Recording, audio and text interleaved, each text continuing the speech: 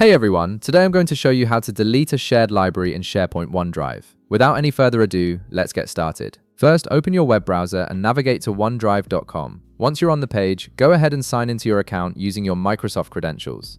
This will give you access to your OneDrive dashboard and all your connected SharePoint libraries. After signing in, wait a moment for the login process to complete. You'll be automatically redirected to your OneDrive dashboard where you can see all your files and folders.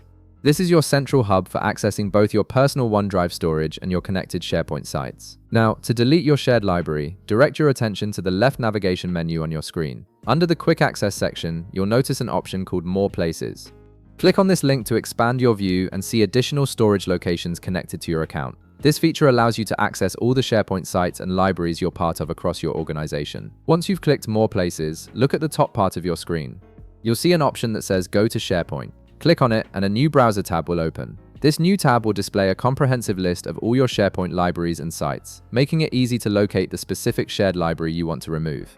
From this list, select the shared library you wish to delete by clicking on it. Wait for the site to fully load and open. Once you're inside the shared library, direct your attention to the top right corner of your screen where you'll see a gear icon.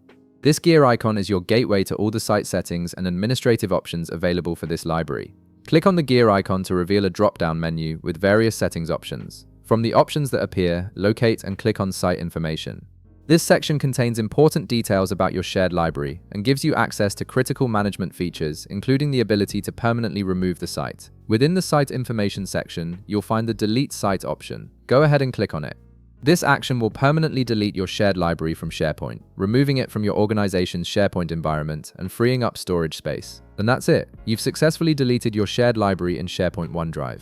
If this video helped you out, be sure to leave a like, subscribe, and I'll see you in the next one.